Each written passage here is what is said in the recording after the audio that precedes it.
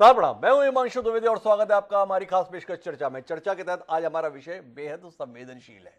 देश में यह सुबह से ही चर्चा का विषय भी बना हुआ है, जब से यह खबर सार्वजनिक हुई है कि संसद का जो सत्र अभी शुरू होने जा रहा है, उससे ठीक पहले लोकसभा के द्वारा असंसदीय शब्दों के संदर्भ में एक नई पुस्तिका जारी हुई है, जिसमें बताया गया है कि संसद में कौन कौन से शब्दों का बोलना वर्जित होगा और अगर इन शब्दों का इस्तेमाल किया गया तो वो सदन की कार्रवाई का हिस्सा नहीं माने जाएंगे। इसी पर केंद्रित हमारा आज का विषय है असंसदीय पर लगाम या आलोचना पर विराम।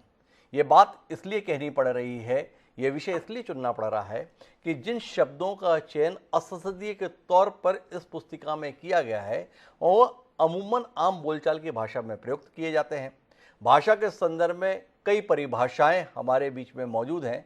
मूलतः भाषा के संदर्भ में कहा यह जाता है कि भाषा वह साधन है जिसके द्वारा मनुष्य सुनकर, लिखकर व पढ़कर अपने मन के भावों या विचारों का आदान प्रदान करता है। कुल मिलाकर विचारों, भावनाओं और अनुभूतियों की अभिव्यक्ति भाषा के माध्यम से ही संभव हो पाती है। और भाषा के अंदर कई प्रकार के तत्व होते हैं, जिनमें संज्ञा, सर्वनाम, विशेषण आदि का उपयोग किया जाता है। विशेषण जो होता है वह मूलतः किसी भी संज्ञा या सर्वनाम की विशेषताओं को बताने के संदर्भ में प्रयोग किया जाता है, चाहे वह उसके गुण के संदर्भ में है, दोष के संदर्भ में है, रूप के संदर्भ में है, परिमाण के संदर्भ में है, रंग के संदर्भ में। और जिन शब्दों को लोकसभा के द्वारा जारी सूची के द्वारा प्रतिबंधित किया है, उनमें से शब्द कौन से हैं? जुमलाजीवी, बाल बुद्धि, कोविड स्प्रेडर, चमचा, दुर्व्यवहार, शर्मिंदा, धोखा, बचकाना, भ्रष्ट, कायर। तो तमाम विपक्ष के नेता आज सुबह से ये चिल्ला रहे हैं, बताने की कोशिश कर रहे हैं कि कुल मिलाकर प्रतिबंधित क्या क्या किया है। सीधे तौर पर किया यह गया है कि सरकार के कामों की आलोचना करने के संदर्भ में जिन शब्दों का इस्तेमाल किया जाता था उन्हें अब प्रतिबंधित कर दिया गया है। तो इसीलिए सवाल उठ रहा है कि भाई अब बोलें क्या और करें क्या। तो हम इसी पर आज बात करेंगे, समझने की कोशिश करेंगे कि क्या वाकई संसद में सांसदों के द्वारा जिस प्रकार की भाषा का इस्तेमाल किया जा रहा था वह मर्यादा का उल्लंघन था, वह असंसदीय था। इन शब्दों के इस्तेमाल से सार्वजनिक जीवन में किसी प्रकार की गरिमा की हानि होती थी। जिन कार्यों की आलोचना के लिए इन शब्दों का इस्तेमाल किया जाता था, अब ये शब्द अगर इस्तेमाल नहीं किए जाएंगे तो आलोचनाओं के लिए क्या नए शब्द ईजाद करने पड़ेंगे? क्या भाषा को समृद्ध करने की दिशा में यह कदम उठाया गया है कि कुछ नए शब्द गढ़े जाएं, कुछ नए शब्द चुने जाएं? जैसे स्वयं प्रधानमंत्री नरेंद्र मोदी जी ने किसान आंदोलन के दौरान एक शब्द इस्तेमाल किया था, आंदोलनजीवी। इसकी प्रतिक्रिया में विपक्ष ने इस्तेमाल किया था, जुमलाजीवी। पता चला जुमलाजीवी को प्रतिबंधित कर दिया गया है। तो अब क्या विपक्ष के नेताओं को नए शब्द खोजने पड़ेंगे? विषय गंभीर है, यह मजाक का विषय नहीं बल्कि संजीदगी से लिए जाने वाला विषय है। इसलिए है कि अगर सरकार की आलोचना करने के संदर्भ में इस प्रकार के शब्दों को प्रतिबंधित कर दिया जाएगा तो फिर संसद की अहमियत क्या रह जाएगी, यह विचार कई लोगों के जहन में आज उभर कर आया है। तो इसी पर हम विस्तार से बात करेंगे। कई संजीदा लोग इस बातचीत का हिस्सा बनने के लिए हमारे साथ मौजूद हैं, उनसे आपका परिचय कराएं और एक संजीदगी भरी बातचीत करने की कोशिश करें। उससे पहले समय है आज के विचार सूत्र का। हमारा आज का विचार सूत्र ये कहता है, जो महान व्यंग्यकार हरिशंकर परसाई के द्वारा दिया गया, कि जब शर्म की बात गर्व की बात बन जाए तब समझो कि जनतंत्र बढ़िया चल रहा है। हरिशंकर परसाई ने ये व्यंग्य के माध्यम से कहा था। हम विचार करें, जो सूची आज सार्वजनिक की गई है वह हमारे लिए शर्म का विषय होना चाहिए या गर्व का विषय होना चाहिए? इस सूची की सराहना होनी चाहिए या आलोचना होनी चाहिए? इस सूची को स्वीकार किया जाना चाहिए या इस पर पुनर्विचार किया जाना चाहिए? या आप अपने जहन में विचार को रखें और इसके साथ हम चर्चा को आगे बढ़ाते हैं, जिसका हिस्सा बनने के लिए कई खास मेहमान हैं। हमारे साथ देश के प्रख्यात पत्रकार राहुल देव जी खास तौर पर इस चर्चा के लिए मौजूद हैं। हमारे साथ देश के प्रख्यात पत्रकार रहे और गांधीवादी विचारक कुमार प्रशांत जी भी खास तौर पर इस चर्चा के लिए हमारे साथ जुड़े। हमारे साथ पूर्व सांसद, मध्य प्रदेश कांग्रेस के उपाध्यक्ष प्रताप भानु शर्मा जी भी मौजूद हैं। साथ ही संघर्षशील नेता, कई बार के विधायक, भारतीय जनता पार्टी के वरिष्ठ नेता शंकरलाल तिवारी जी भी हमारे साथ हैं। और इन सबके बीच में संसदीय मामलों के मर्मज्ञ के तौर पर छत्तीसगढ़ विधानसभा के पूर्व प्रमुख सचिव देवेंद्र वर्मा जी भी हमारे साथ मौजूद हैं। आप सभी का स्वागत है और चर्चा की शुरुआत मैं राहुल देव जी से करना चाहूँगा। राहुल देव जी और कुमार प्रशांत जी के रूप में दो विचारक आज हमारे साथ इस कार्यक्रम में हैं, जिनका अपना सार्वजनिक जीवन भी मर्यादा की एक मिसाल है। उनसे ही समझने की कोशिश करते हैं कि आज जो पुस्तिका के माध्यम से शब्द सार्वजनिक हुए हैं जिन्हें असंसदीय करार दिया गया है, या लोकतंत्र की जड़ों में मठा डालने की कोशिश है या पानी डालने की कोशिश है? राहुल जी, आपसे समझना चाहते हैं, भाषा को लेकर लंबे समय से आप मुहिम चला रहे हैं, आपकी मुहिम को कितना इसने आज ऊंचा उठाया है या कितना नीचे गिराया है, जानने में हमारी बड़ी दिलचस्पी है। राहुल जी, थोड़ा आपके माध्यम से मिले जनता को जानकारी। धन्यवाद हिमांशु जी, मैं नहीं समझ पा रहा हूँ कि ये जैसा मुझे बताया गया है 1500 शब्दों की सूची, इस पर हंसूं कि रोऊं, चिंता करूं कि चिंतन करूं या हंसूं, मतलब इसमें हास्य भी है और रुदन भी है, बहुत कुछ है, अद्भुत है, विलक्षण सूची है जी। तो अब मैं देख रहा था जो जो शब्द मैं इधर उधर से ढूंढ के लिख सका, करीब 50 शब्द 55 शब्दों को लिखा। उसमें बहुत सारे ऐसे शब्द हैं जी, जो हमारे माननीय सर्वोच्च न्यायालय के बहसों में, सर्वोच्च न्यायालय के निर्णयों में भी पाए जाते हैं। जी, तो वो शब्द भी अब असंसदीय कैसे हो गए। जी, दूसरी बात, आप उस पर टिप्पणी और कर ही चुके हैं, मैं भी उसमें लगता है कि जिन शब्दों का इस्तेमाल पिछले सत्रों में शायद सत्तारूढ़ पक्ष के लिए या उसके लोगों के लिए किया गया, उनमें से कई शब्दों को इस प्रतिबंधित सूची में डाल दिया गया है। जी, तो क्या ये एक तरह से शब्दों को चुरा कर विपक्ष को निशब्द करने की तैयारी है जी, कि आप उसके पास शब्द ही ना छोड़े कि वो आलोचना कैसे करे, किन शब्दों में करे। जी, और अगर वो करेगा तो फिर सदन में बोलने पर देखिए कोई प्रतिबंध नहीं है। जी, ये लोकसभा अध्यक्ष ने भी स्पष्ट किया है। जी, सदन में संविधान के अनुच्छेद 105 के द्वारा सदन के प्रत्येक सदस्य को, राज्यसभा, लोकसभा, विधानसभा में भी ये है, पूर्ण स्वतंत्रता है अभिव्यक्ति की, वो जो चाहे बोल सकता है और बाहर किसी भी अदालत के लिए वो जवाबदेह नहीं है संसद में बोली गई बातों के लिए। जी। लेकिन अगर वो इन शब्दों को बोलेगा तो ये कार्यवाही, सदन की कार्यवाही में दर्ज नहीं होंगे, इनको निकाल दिया जाएगा। तो रिकॉर्ड जो है संसद का वो अधूरा सा हो जाएगा, पता ही नहीं चलेगा कि संसद ने क्या कहा। तो ये बहुत ही, मैं कहूंगा कि जिस शब्द को इसमें असंसदीय बताया गया है मैं उसी का इस्तेमाल करते हुए कहूंगा ये बहुत बचकानी सूची है और बहुत बचकानी और संकीर्ण भाषा की समझ का सूचक है। मैं थोड़ा विस्तार देना चाहूंगा राहुल जी, ये समझ का संकट है या समझ का अतिरेक है? ये समझ जरूरत से ज्यादा होने का नतीजा है या समझ की कमी का नतीजा है? क्या वाकई ये समझ की कमी का नतीजा है? आपका पत्रकारिता जीवन इतना लंबा है, क्या आप वाकई मान रहे हैं जिन्होंने ये सूची तैयार की उनमें समझ नहीं थी, या सरकार के हितों की समझ ज्यादा हो गई? उन्हें लगा कि सरकार के संदर्भ में हम क्या और कुछ करके नहीं दे सकते हैं, तो हम ये करके दे सकते हैं कि सामने वाले सरकार के खिलाफ कुछ बोल ही ना सकें, ऐसा कुछ करके देते हैं। तो इस समझ को सराहेंगे, समाज की आलोचना करेंगे, या समझ को खारिज करेंगे? राहुल जी, देखिए, मैं अपने अनुभव से आपको बता सकता हूं कि सरकार में वर्षों दशकों के अनुभव के बाद भी लोगों को सरकार के स्तर पर, मंत्रियों के स्तर पर भी, सांसदों के स्तर पर भी और चीजों की समझ बहुत भले ही हो, लेकिन भाषा के गंभीर पक्षों की समझ बहुत कम है। जी, एक तरह की भाषा की नासमझी, ये मैं 4 साल लोकसभा में बैठकर देख चुका हूँ, भाषा पर चर्चा करके देख चुका हूँ। जी, तो इसलिए आप उसको नासमझी कहें या अतिरेक कहें, कुछ भी कह सकते हैं, लेकिन मोटी बात यह है कि इसका इसका मंतव्य क्या है, इसका प्रयोजन क्या है और इसके पीछे की सोच क्या है, वो चिंताजनक है। मंतव्य क्या है, सोच क्या है, वो चिंताजनक है। पर उस मंतव्य और सोच को स्पष्ट शब्दों में व्याख्या किससे कराऊं, तो इसके लिए मेरे पास खरी खरी बात कहने वाले कुमार प्रशांत जी हैं। कुमार प्रशांत जी से समझने की कोशिश करता हूं, उन्होंने भी अपना जीवन शब्द की साधना में ही लगाया है। तो कुमार प्रशांत जी से ही समझने की कोशिश करते हैं।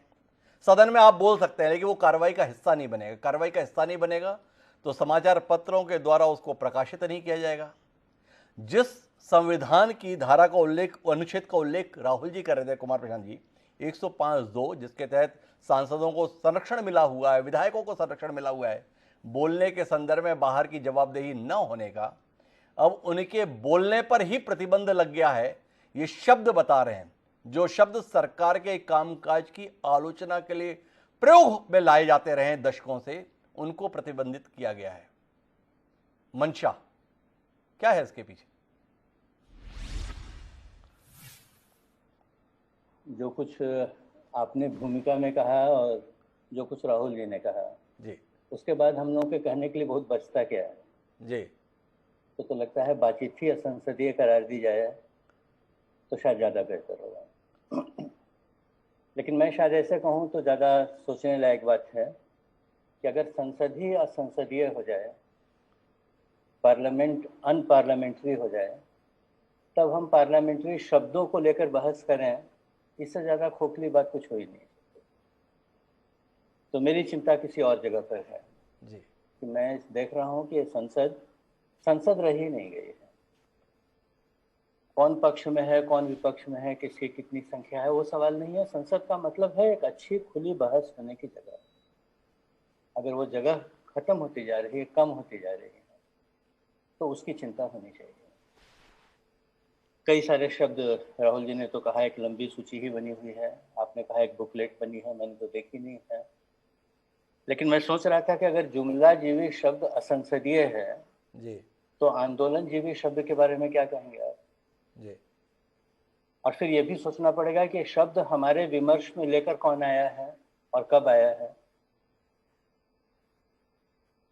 वही लाया है जो सबसे बड़ा जुमलेबाज है। तब फिर सोचना पड़ता है कि क्या उसको आप असंसदीय व्यक्ति कहेंगे, और अगर नहीं कहेंगे तो फिर आपकी पूरी सूची का क्या होने वाला है। इतने सारे शब्द अगर असंसदीय हैं तो शब्दकोश को बंद कर देना चाहिए, क्योंकि शब्दकोश में ही ये सारे शब्द हैं। जी शब्दकोश ही अगर बेमतलब के हो जाएं तो क्या कहा जाए फिर। मैं ऐसे देखता हूं कि शब्दों की विविधता ही किसी भाषा की शक्ति होती है। जी हर साल ऑक्सफोर्ड डिक्शनरी वाले लोग जो हैं वो ये सूची प्रसारित करते हैं कि इस साल कितनी भाषाओं के कितने शब्द उन्होंने अंग्रेजी में शामिल किए हैं। कसौटी एक ही होती है कि उन शब्दों से अंग्रेजी समृद्ध हो रही है या नहीं हो रही, ज़्यादा संप्रेषणीय हो रही है कि नहीं हो रही है, ज़्यादा अर्थवान बन रही है कि नहीं बन रही है। फिर उनको शब्द कहाँ से आए हैं इसकी बहुत फिक्र नहीं होती है।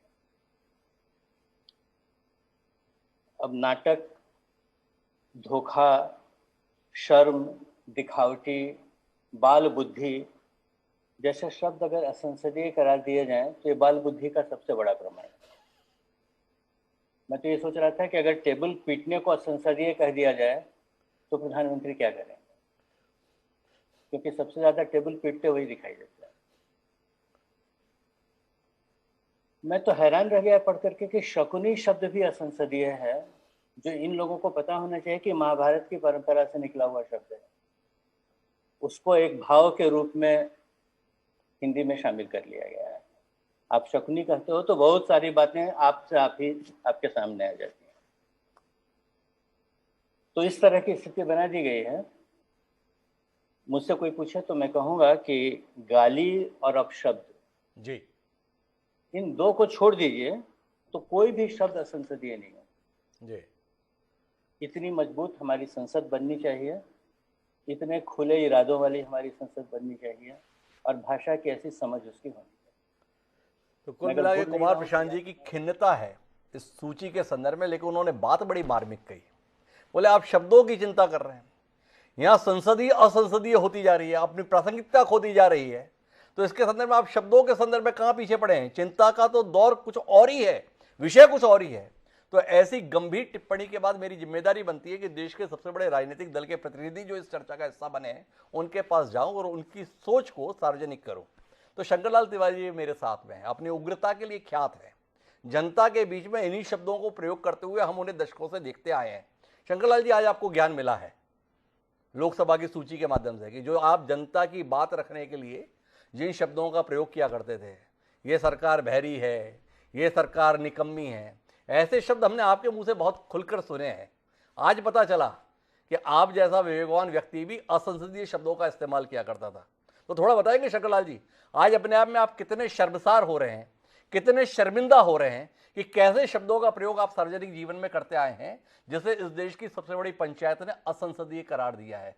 कितने शर्मिंदा हैं और कितनी भाव के साथ में आप माफी मांगना चाहेंगे इन शब्दों का अपने 5 दशक के राजनीतिक जीवन में इस्तेमाल को लेकर।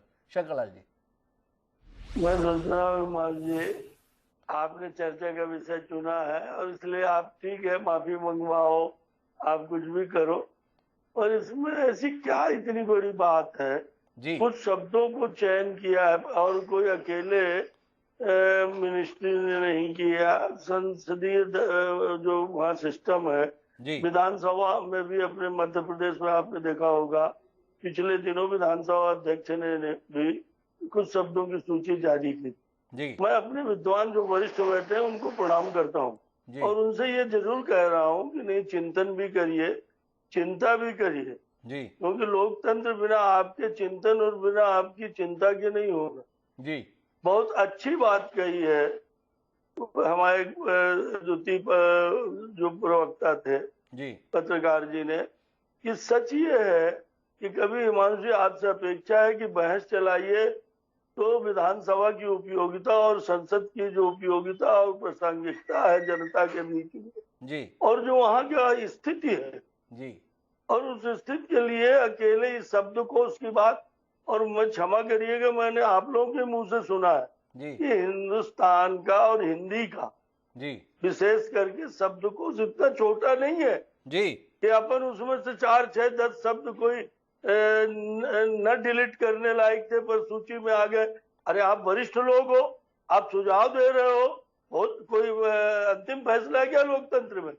उसमें अगर विचार आएगा तो संशोधन भी होंगे, इसीलिए हिमांशु ने डिबेट भी रखी, इसलिए अकुलाहट नहीं और कहीं प्रेरित होकर के आलोचना भी नहीं। अभी आदरणीय हिमांशु जी ने कहा था कि ये आलोचना रोकने का प्रयास है। आलोचना रोकने का प्रयास क्या? बचकाना तो अकेले राहुल भाई को कहा जाता था हमारे है, और बचपने की बात करते हैं। जी तो इसमें मैं सोच रहा हूं कि एक सुधार का प्रयास है। अगर इसमें कहीं लग रहा है कि कुछ टेक्निकली दिक्कत हो गई है जिससे लोग अपनी बात नहीं कह पाएंगे, तो निश्चित रूप से उसमें पुनः चिंता, चिंतन, संशोधन, इसके सबके दरवाजे लोकतंत्र में हमेशा खुले हैं। तो क्या करें? और आज एक प्रयास क्या माफ कीजिएगा शंकरलाल जी, क्या करें? अदालत जाएं इस सूची के खिलाफ हम? शब्द कौन से आपने प्रतिबंधित किए हैं उस पर दृष्टि डालिए शंकरलाल जी। पाखंड, अक्षम, झूठ, असत्य, काला दिन, असत्य, अहंकार, अगर इन शब्दों का प्रयोग आप करते हैं सदन की चर्चा के दौरान तो ये शब्द विलोपित कर दिए जाएंगे, क्योंकि ये माना जा रहा है कि ये असंसदीय हैं। आशय क्या है शंकरलाल जी कि कुल मिलाकर अब देश की विधायिका अर्थात संसद, जिसमें लोकसभा और राज्यसभा है, विधानसभा है, ये केवल स्तुति गान के लिए रहेंगी। आपको केवल अच्छा अच्छा और बहुत अच्छा ही बोलना है। अगर आप आलोचना के स्वर निकालेंगे तो वो प्रतिबंध के दायरे में है, और प्रतिबंध के दायरे में होने के नाते वो सदन की कार्रवाई का हिस्सा नहीं होंगे। संदेश साफ है कि अब आलोचना स्वीकार नहीं है। क्या आप इस बात को देख नहीं पा रहे हैं, या अपनी पार्टीगत प्रतिबद्धताओं के चलते सत्य को कहने में अब साहस नहीं रहा शंकरलाल तिवारी जी का? जो सत्य शंकरलाल तिवारी की पहचान थी, 5 दशक के बाद ऐसा कौन सा कारण हो गया जो शंकरलाल जी के मुंह से अब सत्य नहीं निकल पा रहा? बताइए ना, इन शब्दों में क्या संसदीय है? मैं कह रहा हूं ना कि इन पर विचार होना चाहिए, इस पे चर्चा होनी चाहिए। पर मैं आपको बता रहा हूं कि मैं जब पहली बार विधायक बन के गया तो हरिजन शब्द चर्चा में थे, अखबार में भी लिखा जाता था, मीडिया में भी था, सब जगह था। पर हाउस के अंदर जब हमने हरिजन बोल दिया तो हमारे सीनियर थे शर्मा जी जैसे लोग और अध्यक्ष बैठे थे, उन्होंने कहा हरिजन विलोपित कर दो, अनुसूचित जाति बोलो। मैं सोच रहा हूं कि इस पर चर्चा, चिंतन तो होनी चाहिए। पर ये आज बहुत अच्छी बात ये हुई है कि विधानसभा के अंदर क्या हम सिर्फ आरोप लगा करके, और जब हमारे साथ ये सुविधा है लोकसभा के अंदर कि यदि हम पार्लियामेंट में कुछ बोलते हैं तो न्यायालय में भी नहीं जा सकते, तो फिर वहां तोल मोल के बोल होने में क्या दिक्कत? वहां पर अगर आरोप लगाते हो आप तो आंकड़े से आरोप लगाइए, किसी को सिर्फ नीचा दिखाने के लिए। अब जैसे एक बात अभी आई है कि आपने कहा कायर, बोलचाल की भाषा में कायर लोग कहते हैं, पर यदि पार्लियामेंट में आप किसी को इंगित करके सिर्फ कायर कहना चाहते हैं और पाकिस्तान के मामले में कहना चाहते हैं, चीन के मामले में कहना चाहते हैं, तो ये क्या देश को और पार्लियामेंट को नागवार नहीं होना चाहिए? ये अच्छा लगना चाहिए क्या? नहीं, बिल्कुल अच्छा नहीं लगना चाहिए, लेकिन इससे पहले आपको माननीय अटल बिहारी वाजपेयी के संसद में दिए गए भाषणों का अध्ययन करना चाहिए शंकरलाल जी। किस तरीके से अटल बिहारी वाजपेयी जी इन्हीं सारे शब्दों के इस्तेमाल के माध्यम से संसदीय बहस को एक नई ऊंचाई दिया करते थे, इसके शायद अध्ययन की जरूरत आपको पड़े। पर मैं इस चर्चा को विस्तार देने के लिए आगे बढ़ना चाहता हूं, प्रताप भानु शर्मा जी के पास जाना चाहता हूं, जो कांग्रेस पार्टी का प्रतिनिधित्व कर रहे हैं, उस संसद का हिस्सा रहे हैं। आज इन शब्दों को प्रतिबंधित किया गया है। हो सकता है इन शब्दों का कभी इस्तेमाल प्रताप भानु जी आपने भी किया हो, तो कोई माफीनामा आपके माध्यम से सार्वजनिक हो जाएगा क्या? आज पता चला है आपको कि इन शब्दों का इस्तेमाल असंसदीय घोषित कर दिया गया है, अतीत में आप कर चुके हैं, तो माफी मांगते हैं देश को। थोड़ा आपसे जानना चाहूंगा किस दृष्टि से देख रहे हैं आप इसे? देखिए हिमांशु जी, जी ये जो बुकलेट प्रकाशित हुई है जी ये अपने आप में ये असंवैधानिक है। जी और जो पार्लियामेंट की नौकरशाही है, जो सचिवालय है जी उसके द्वारा पार्लियामेंट को गवर्न करने की ये कोशिश है सरकार की, जी इसको स्वीकार नहीं किया जा सकता। जब संविधान में 106 के अंतर्गत ये स्वतंत्रता है, ये ताकत दी है जनप्रतिनिधियों में, सांसदों के लिए कि वो अपनी मर्जी से अपनी भाषा, अपने विषय को उठाएंगे और उनको क्वेश्चन सुप्रीम कोर्ट भी नहीं कर सकता। तो ये जो सचिवालय है, इसको ये अधिकार किसने दिया? किस तरह के शब्दों का गठन कर लें, उनका चयन कर लें और एक सूचना प्रकाशित, ये तो अवैधानिक काम किया है। इसमें संसद में जोरदार बहस होना चाहिए और आउटराइटली इस पहल को रिजेक्ट करना चाहिए। दूसरी तरफ ये सब यदि कोई असंसदीय भाषा कहता है अपनी स्पीच में, तो स्पीकर को यह अधिकार है कि उस शब्द को विलोपित कर देते हैं अपने डायरेक्शन से। इसमें तो उनके अधिकारों को ही खत्म कर दिया गया है। स्पीकर के लिए भी अपने अधिकारों को चुनौती है। ये सरकार क्या पार्लियामेंट को डिक्टेट करना चाहती है? क्या हमारे जो शब्दावली है उसमें भी हेरफेर करना चाहती है? उसके इतिहास या उसकी समृद्धता को नहीं समझ रही? बहुत बढ़िया बात राहुल देव जी ने कही, बहुत बढ़िया बात प्रशांत जी ने कही। कितने अच्छा उदाहरण शक्नी वाला उन्होंने बताया। ऐतिहासिक शब्द, हमारा पौराणिक शब्द है जयचंद। कैसे लोगों को जयचंद कहा जाता है? और जितने शब्दों को हिमांशु जी प्रतिबंधित करने की ये कोशिश की जा रही है, वो सब मोदी सरकार के ऊपर समय समय पर आक्षेप के रूप में आते रहे हैं। फिर हम क्या करेंगे बताइए? यदि बोलने पे ही पाबंदी होगी, डेमोक्रेसी में सब पार्लियामेंट ही सुप्रीम है जो सरकार चलाती है। यहाँ तो उल्टी गंगा बह रही है। सरकार कह रही है हमारे मुंह में शब्द डालकर सांसदों के कि हम जो कहेंगे वो बोलोगे आप। ये नहीं हो सकता। ये हमारी डेमोक्रेसी का अपमान है। प्रताप भानु जी इस बहस को एक अलग दिशा दे रहे हैं। उनका कहना है कि संसद सर्वोच्च है, पर उस संसद की सर्वोच्चता को अप्रत्यक्ष तरीके से नियंत्रित करने की कोशिश की जा रही है। शब्दों को ही प्रतिबंधित कर दिया गया है सरकार की मंशा के तहत। ये प्रताप भानु शर्मा जी का कहना है। प्रताप भानु शर्मा जी थोड़ा चिंतित हैं। लोकसभा अध्यक्ष के अधिकारों को भी अतिक्रमित किया जा रहा है। उन्हें तो स्वयं अधिकार है, वो जिन शब्दों को चाहे उन्हें विलोपित कर सकते हैं, पर पहले ही तय कर दिया कि ये शब्द हिस्सा नहीं रहेंगे, तो लोकसभा अध्यक्ष के पास में अधिकार कहां रहा? प्रताप भानु जी की चिंताएं अपनी जगह है, पर लोकसभा अध्यक्ष जी ने इस पर अपना नजरिया दिया है। हम देवेंद्र वर्मा जी के पास जाना चाहते हैं तकनीकी पहलू को समझने के लिए, लेकिन उससे पहले लोकसभा अध्यक्ष जी ओम बिरला जी इस विषय पर क्या सोचते हैं वो आपसे साझा कर दें। सुनिए क्या कहा है ओम बिरला जी ने इस पर। कि ये लोकसभा की एक प्रक्रिया है, जो प्रक्रिया 1959 से चल रही है।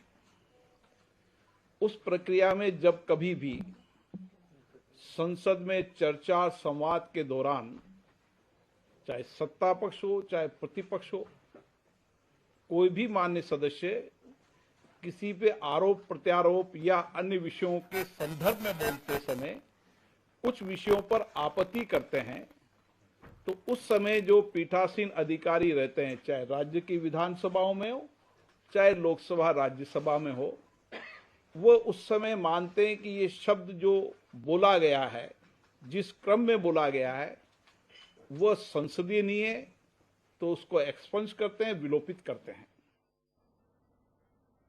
तो माननीय लोकसभा अध्यक्ष बता रहे हैं कि कुछ नया नहीं हुआ है। तकरीबन 63 साल पुरानी परंपरा का निर्वहन किया जा रहा है। 1959 से यह सिलसिला चल रहा है। हर साल ऐसी सूची जारी होती है, इस बार भी जारी की गई है। तो देवेंद्र वर्मा जी मेरे साथ में उस इतिहास की व्याख्या करने के लिए और इस मंशा को समझने के लिए। तो देवेंद्र वर्मा जी, आपसे ही समझना चाहता हूँ, ये वाकई लोकसभा अध्यक्ष के अधिकारों का अतिक्रमण है, या आप प्रताप भानु शर्मा जी की इस चिंताओं के साथ में हैं कि ये सरकार के द्वारा संसद में अभिव्यक्ति को नियंत्रित करने की एक ईमानदार कोशिश है, या तीसरा कोई पहलू आपके जहन में है जो हमारी बाकी बहस से इतर हो?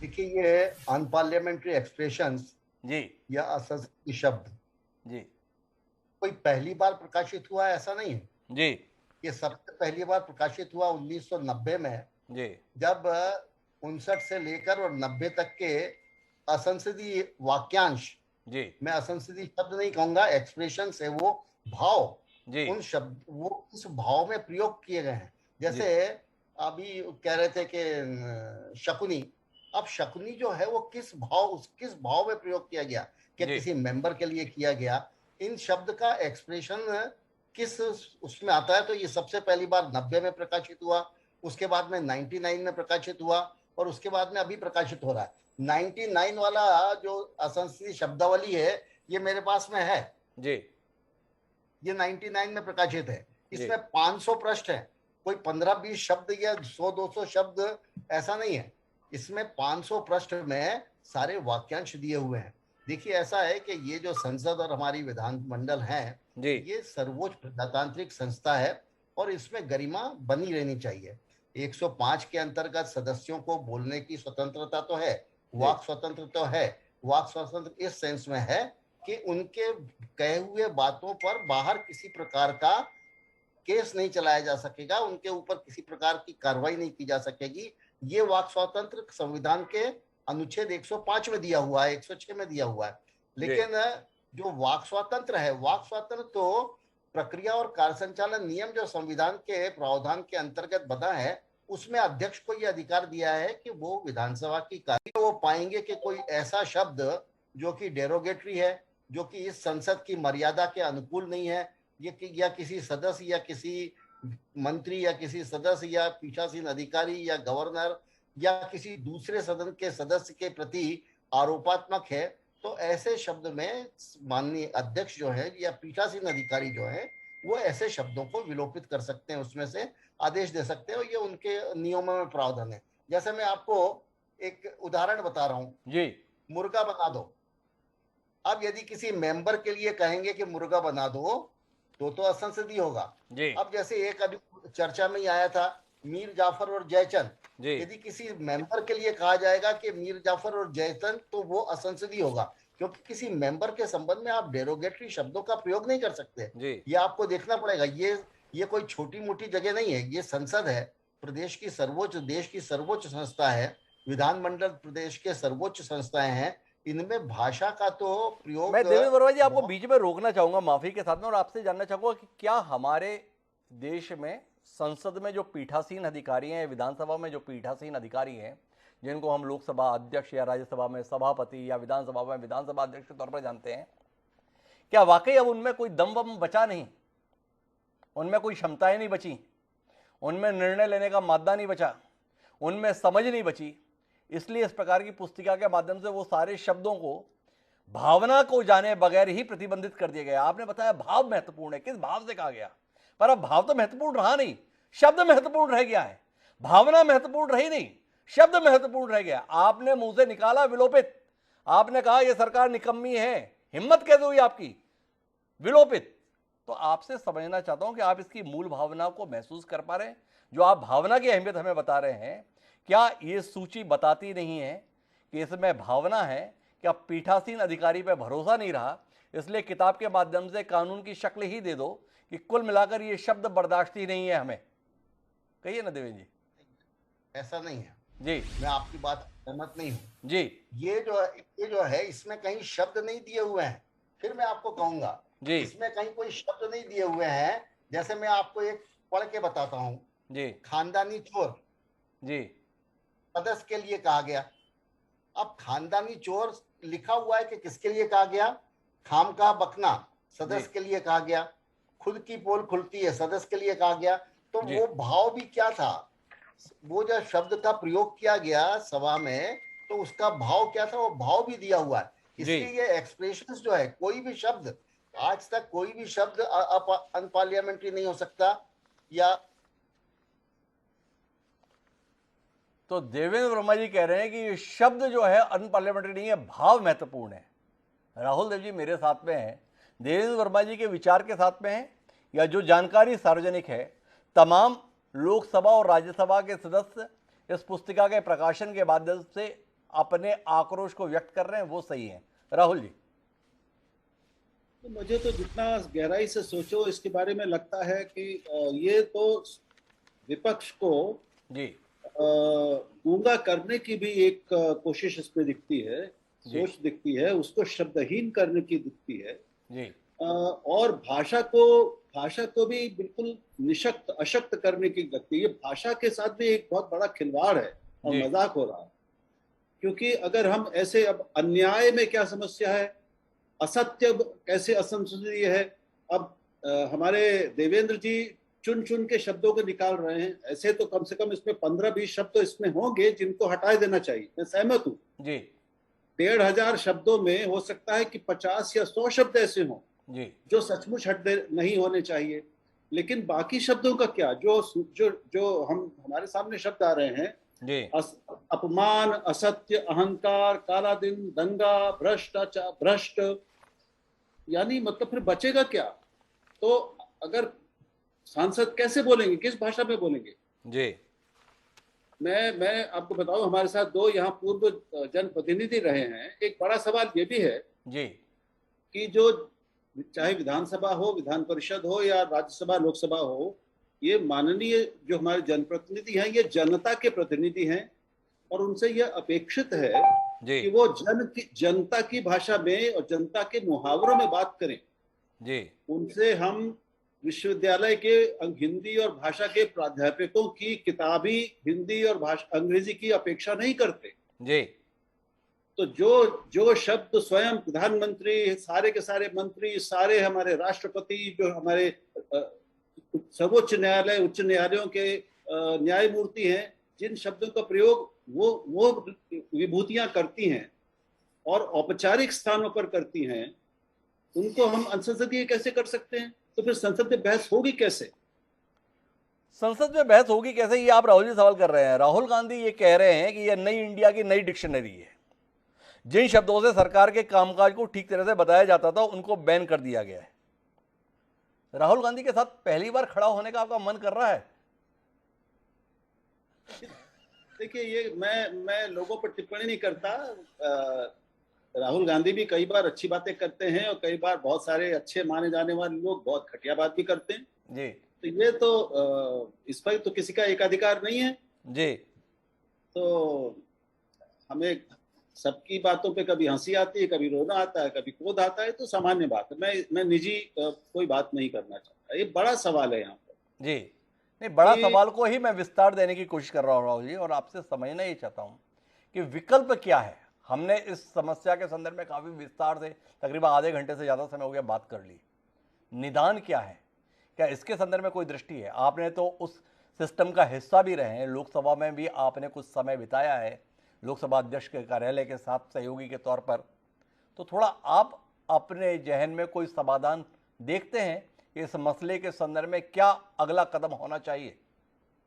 पहली बात जी, मैं 2 सुझाव रखना चाहता हूं बहुत संक्षेप में। पहली बात कि इस सूची पर दोनों सदनों में खुलकर बहस होनी चाहिए जी और फिर एक सर्वानुमति से एक निर्णय लिया जाना चाहिए, या सर्वानुमति से होगी नहीं तो बहुमत से ही चलिए कर लें, लेकिन एक बहस जरूर होनी चाहिए और वो देश की जनता के सामने होनी चाहिए। जी दूसरी बात, जिन शब्दों से वो आपत्तिजनक और संसदीय माना है हमारी राज्यसभा लोकसभा ने, ये उन्हीं की जिम्मेदारी बनती है कि वो इनके विकल्प भी बताएं। जी अगर वो विकल्प नहीं बताते तो उनको कोई नैतिक अधिकार नहीं है कि वो किसी भी शब्द को असंसदीय कहें और उसके प्रयोग को वर्जित करें। तो कुल मिलाकर एक बहस चाहते हैं राहुल जी सदन में इस पूरी सूची के संदर्भ में, तो कुल मिलाकर वो बहस किसी मुकाम तक पहुंचे, ये अपेक्षा राहुल जी कर रहे हैं। मेरी बातचीत अधूरी रह गई थी देवेंद्र वर्मा जी से, तो देवेंद्र वर्मा जी आप आपत्ति व्यक्त कर रहे थे हमारे निष्कर्ष के संदर्भ में कि नहीं आप ठीक नहीं समझ रहे हैं। थोड़ा आप अपनी बात को विस्तार देंगे, हम समझना चाहेंगे आपकी बात। देखिए, ये जो असंसदीय शब्दावली, असंसदीय एक्सप्रेशंस जो हैं, अनपार्लियामेंट्री एक्सप्रेशंस हैं, जी ये कोई लोकसभा सचिवालय या राज्यसभा सचिवालय ने छांट छांट कर नहीं बनाए हुए हैं। जी ये सारे एक्सप्रेशंस ये पूर्व में 1952 से लेकर और अभी तक जब ये छपी है पुस्तिका, तब तक पीठासीन अधिकारियों ने इनको असंसदीय ठहराया है जी और पीठासीन अधिकारियों ने इनको कार्रवाइयों से विलोपित किया हुआ है। ये जी कोई नए शब्द नहीं है जो कि नए शब्द अब नहीं आएंगे, ऐसे ऐसे शब्द नहीं है। ये सारे जो है ये अध्यक्ष पीठासीन अधिकारियों ने ही इनको विलोपित किया है और पीठासीन अधिकारियों ने ही इनको असंसदीय घोषित किया हुआ है सदन में। जी ये तो फॉर रेफरेंस पर्पज, संदर्भ के लिए, केवल विधानसभा सचिवालय के अधिकारियों के लिए, विधानसभा सदस्यों के लिए, इनके रेफरेंस के लिए कि भाई क्या क्या असंसदीय शब्द होते हैं, किस रेफरेंस में होते हैं, वो रेफरेंस भी चाहिए, केवल शब्द नहीं। मैं शुरू से कह रहा हूं, जी एक भी शब्द कोई भी असंसदीय नहीं है, उसका प्रयोग किस ढंग से किया जा रहा है और किसके लिए किया जा रहा है वो असंसदीय होता है। जैसे किसी मंत्री के लिए कह दिया मिर्ची लग गई, जी अब ये असंसदीय हो गया। जी लेकिन दूसरी भाषा में यदि मिर्ची लग गई शब्द कहते हैं तो वो कोई असंसदीय नहीं है। जी अब जैसे एक बार हुआ कि गुजरात के एक मेंबर ने प्रधानमंत्री इंदिरा गांधी के लिए कह दिया कि वो माता जी वहां पर बैठी हैं, जी तो माता जी को ये जो माता जी उस रेफरेंस में असंसदीय हुआ। तो ये रेफरेंस है, मतलब इसमें ऐसी नाराजगी की किसी की बात नहीं है। यहाँ पर बहुत बहुत भाषा शास्त्री भी हैं यहाँ पर, उनके प्रति पूरे सम्मान के साथ मैं कह रहा हूँ कि इसमें कहीं कोई दिक्कत नहीं है। ये असंसदीय शब्दावली अभी तो क्या ऐसा हो गया कि क्योंकि ये इस समय छपा तो सबके ध्यान में आया और सब उसके ऊपर बहस कर रहे हैं। मैंने पहले बताया ये सबसे पहली बार 90 में छपा, जी 90 में छपा, इसको केवल अपडेट किया है, 99 में छपा। मेरे पास में ये 99 की है। जी हम इसको रेफर करते रहते हैं जी विधानसभा में। जब भी कभी कुछ होता है और कोई मेंबर कहते हैं कि ये असंसदीय है, मेंबर ही उठाते हैं ये प्रश्न कि ये असंसदीय है। जी कई बार मेंबर्स उठाते हैं कि ये असंसदीय शब्दावली है, तो जी तो अध्यक्ष उसमें देखते हैं, हम अध्यक्ष जी को बताते हैं कि हाँ ये है कि नहीं है, पहले थी कि नहीं थी, और अब इस रेफरेंस में, क्योंकि हर बार रेफरेंस चेंज होता है, तो ये मेरे ख्याल से इसमें कहीं किसी प्रकार की कोई ये नई चीज नहीं हुई है, ये पुरानी चीज हुई है। मैं आपकी बात से थोड़ा कंफ्यूज हूं, मेरे शायद बाकी पैनलिस्ट भी होंगे। आप बोल रहे हैं कि भाव के संदर्भ में समझना जरूरी होता है, और आपने स्वयं उदाहरण दिया गुजरात विधानसभा का, इंदिरा जी के लिए कहा गया कि माता जी वहां पर बैठी हैं। तो आपसे जानना चाहूंगा, फिर तो हर शब्द ही बैन की श्रेणी में आना चाहिए, क्योंकि किस रूप में कौन से शब्द को इस्तेमाल कर दिया जाए। तो फिर ये 1500 शब्द ही क्यों लिखित किए गए हैं, इसके संदर्भ में बताएंगे। महसूस ये हो रहा है देवेंद्र वर्मा जी कि वर्तमान की सरकार के कामकाज, तरीके, सोच को लेकर जिन शब्दों का प्रयोग विपक्ष निरंतर कर रहा है, वो सारे शब्द इस सूची का हिस्सा बन रहे हैं। इसीलिए सवाल है, इसीलिए विवाद है, इसीलिए आशंका है, इसीलिए एक अघोषित आतंक की अनुभूति है। थोड़ा इस पे कहिए ना। ये सूची 90 से बनी हुई है, अंतर केवल ये है कि ये जो पीरियड है जी ये पीरियड दूसरा है, इसलिए सबको उसमें शक होता है। लेकिन ये 90 की सूची है, इसमें केवल कुछ ऐड हुए हैं। 99 की सूची है, उसमें कुछ ऐड हुए हैं, ये कोई अभी नहीं बना। जैसे बुद्धिहीन, जी अब बुद्धिहीन यदि किसी मंत्री के लिए कह दे कि मंत्री बुद्धिहीन है तो ये डेरोगेटरी है। क्या आपको नहीं लगता कि ये डेरोगेटरी है? जी या मंत्री को कह दे सदन में कि ये भ्रष्ट मंत्री है, तो क्या आपको नहीं लगता कि ये डेरोगेटरी है मंत्री के लिए? या कोई कह दे कि ये बेईमान मंत्री है, तो क्या आपको नहीं लगता कि ये डेरोगेटरी है मंत्री के लिए? आखिर इन सबका, ये हमारे बहुत माननीय विधायक हैं, माननीय मंत्री हैं, हम इनको माननीय कहते हैं, तो सदन में इस प्रकार की शब्दावली उनके लिए यदि प्रयोग करेंगे तब तो ये सदन का स्तर कहाँ जाएगा? एक और बात हो रही थी कि ये भाषा नहीं, सदन का स्तर ही गिर रहा है, तो मैं भी इससे सहमत हूं। सदन का स्तर ऐसे ही तो गिरता है जब डेरोगेटरी लैंग्वेज का प्रयोग सदन में होना शुरू हो जाएगा, उसके ऊपर कोई रोक टोक नहीं होगी, उसको पे कोई टोकेगा नहीं, उसको कोई कार्रवाई से निकालेगा नहीं, तो सदन में तो चाहे जो कहेंगे, किसी को भी। मैं थोड़ा उलझन में हूं, सदन की मर्यादा कैसे रहेगी, ये देवेंद्र वर्मा जी कह रहे हैं। तो शब्दों के संदर्भ में ये जो है प्रस्तुत किया गया है, सदन की मर्यादा रखने के संदर्भ में दायित्व किसका है? सदन के सदस्यों का और पीठासीन अधिकारी का, जो सभापति की कुर्सी पर बैठा होता है। क्या सभापति की कुर्सी पर बैठे हुए शख्स की क्षमताओं पर भरोसा नहीं रहा कि इस किताब के माध्यम से वर्णित किया जा रहा है कि कौन से शब्द असंसदीय रहेंगे? ये सवाल जहन में आता है। इसको उत्तर लेने के लिए मैं कुमार प्रशांत जी के पास जाऊंगा, लेकिन उससे पहले शंकरलाल तिवारी जी को कुछ समर्थन मिलता हुआ महसूस हुआ है देवेंद्र वर्मा जी के तर्कों से। तो शंकरलाल जी को लग रहा है इस समय पर उन्हें बोल लेना चाहिए, उनकी पार्टी के संदर्भ में शायद बचाव के कुछ तरीके निकल कर आए। जी शंकरलाल जी, आप अपनी बात कह लें। एक तो मैं विनती पूर्वक कहूं कि ये बहस संसदीय और विधानसभाओं की नियम परंपरा और उसके संचालन को लेकर हो रही है, इसमें दलीय मामला कुछ है नहीं। और इसलिए दूसरी बात, मैं आपसे विनती पूर्वक कह रहा हूं कि देवेंद्र वर्मा जी को समझने की कोशिश की जाए, पूर्वाग्रह से प्रेरित होकर के किसी बात को कि यदि कोई भी निर्णय वर्तमान सरकार करती है तो मैंने देखा है कि अपन उसके वो कह रहे हैं 1990 से ये सूची बनी हुई है और वो कह रहे हैं शब्द तो कोई भी नहीं रोके गए, वर्णमाला का एक एक शब्द ब्रह्म है, मंत्र है। उन्होंने कहा कि किसी शब्द पर रोक नहीं लगी है। शब्द का लक्ष्य क्या है? शब्द जो है किस भाव से, क्या मंत्री को सिर्फ नीचा दिखाने के लिए किया गया है? आप उसको भ्रष्ट साबित कर नहीं पा रहे हैं, कोर्ट वो जा नहीं सकता है और वहां आप उसे चोर कह रहे हैं। और इस नाते ये संसदीय कार्य पद्धति है, वर्मा जी ने समझाने की कोशिश की है। समझ तो हम पूछ रहे हैं शंकरलाल जी, 8 साल से आप सत्ता में हैं देश के संदर्भ में, 15 साल से मध्य प्रदेश में सत्ता के संदर्भ में, पूर्ववर्ती सरकारों को निशाने पर लेने के लिए इन सारे शब्दों के माध्यम से देश और प्रदेश में आप वातावरण बनाते थे और उसी के तहत विपक्ष से सत्ता पक्ष में आप पहुंचे थे। सत्ता में आने के बाद आपको अचानक लगने लगा है ये शब्द ठीक नहीं है, इन शब्दों का प्रयोग सार्वजनिक जीवन में उचित नहीं है, इन शब्दों का इस्तेमाल विधानमंडलों में प्रयोग किया जाना उचित नहीं है। तो कुल मिलाकर आपकी दलीलें वक्त के साथ बदल गई हैं। इन शब्दों ने ही आपको ऊंचाई दी, इन शब्दों ने जनता के बीच में तत्कालीन सरकारों के कामकाज के संदर्भ में एक वातावरण बनाने का निर्माण किया।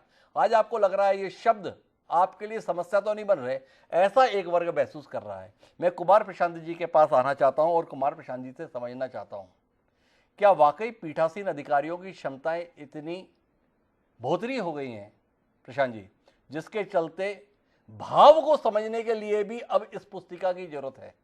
देवेंद्र वर्मा जी बार बार हमें समझाने की कोशिश कर रहे हैं, शब्द प्रतिबद्धित नहीं है, उस भाव के साथ समझने की जरूरत है। तो भाव तो सदन में सभापति के तौर पर बैठा हुआ शख्स महसूस करेगा ना, किस भाव से क्या बात कही गई है। इन शब्दों को सीधे तौर पर बताया जा रहा है असंसदीय, थोड़ा आप उलझन महसूस नहीं कर रहे? हाँ, महसूस नहीं कर रहा हूँ, बहुत ज्यादा महसूस कर रहा हूँ जी। लेकिन तिवारी जी को कुछ नहीं कहूंगा नहीं, क्योंकि उनके पीछे जो फूल खिला है उसका भार बहुत ज्यादा होता है, इसलिए तिवारी जी की किसी बात पर टिप्पणी नहीं करूंगा जी। लेकिन वर्मा जी की बात सुन के बहुत अफसोस हुआ मुझको जी, क्योंकि वर्मा जी अपने ही तर्क में इस बुरी तरह उलझ गए हैं कि जब वो कहते हैं कि कोई शब्द असंसदीय नहीं है, भाव असंसदीय है, तो भाव तो जब प्रकट होगा तब आप तय करोगे ना कि वो संसदीय है कि असंसदीय है। आपने तो शब्दों की सूची बनाई कि असंसदीय हैं और फिर आप कह रहे हो कि उनके भाव क्या हैं वो देखना पड़ेगा। तो भाव तो प्रकट होंगे, उसी के लिए तो पीठासीन अधिकारी बैठा है जिसको आपने माननीय वगैरह कहा। मुझको तो लगता है माननीय शब्द ही शायद असंसदीय है उस संदर्भों में। मुझको याद आता है कि एक बार बहस में, नाम नहीं लेता हूँ किसने कहा जी, लेकिन उन्होंने बहुत जोर से कहा कि प्रधानमंत्री की खोपड़ी में ये बात आती नहीं है जी। जवाहरलाल जी उस समय प्रधानमंत्री थे, तो हंगामा हो गया, कहा गया कि असंसदीय शब्द है। तो जवाहरलाल जी ने उठ के कहा, भाई मेरे पास खोपड़ी के अलावा कुछ है ही नहीं, इसको संसदीय क्यों कह रहे हो? तो एक समय ये संसद का स्तर था, शब्दों से क्यों इतना डर लगा हुआ है? तो ठीक कहा राहुल जी ने कि लोगों को चुप करा देने की कोशिश हो रही है जी। और वर्मा जी की ही बात को लेकर मैं कहता हूं, अगर वर्मा जी इस पर कुछ रोशनी डालें तो ज्यादा अच्छा होगा कि दरअसल में भाव है जिससे हम चिंतित हो रहे हैं जी। जो भाव आज के समय का बना दिया गया है उसके कारण इन शब्दों पर लगे प्रतिबंध से चिंता हो रही है, क्योंकि आप ही कह रहे हो कि भाव महत्वपूर्ण है। तो आज के वक्त का जो भाव है वो अपने आप में बताता है कि ऐसी सूचियां बहुत खतरनाक हद पर हमको ले जाएंगी।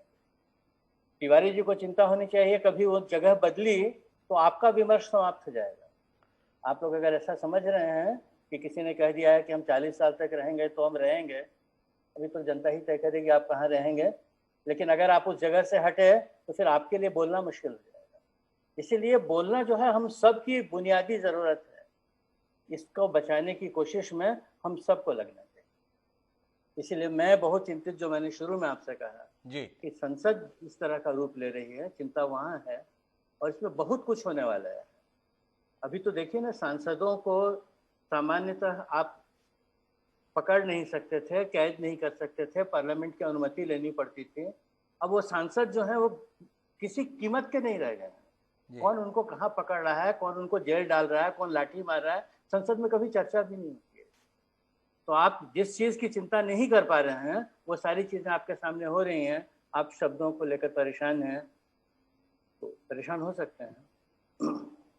तो कुल मिला के कुमार प्रशांत जी का कहना है कि जो भाव बना हुआ है वही भय पैदा कर रहा है, वही आशंका पैदा कर रहा है। और इसके बीच में मैं प्रताप भानु जी के पास जाऊं उससे पहले देवेंद्र वर्मा जी की और उन्होंने इशारा किया कि देवेंद्र वर्मा जी चाहें तो रोशनी डाल सकते हैं। तो देवेंद्र जी, आपको ये रोशनी देना चाहेंगे हमारे भय को लेकर, भाव को लेकर, भावनाओं को लेकर?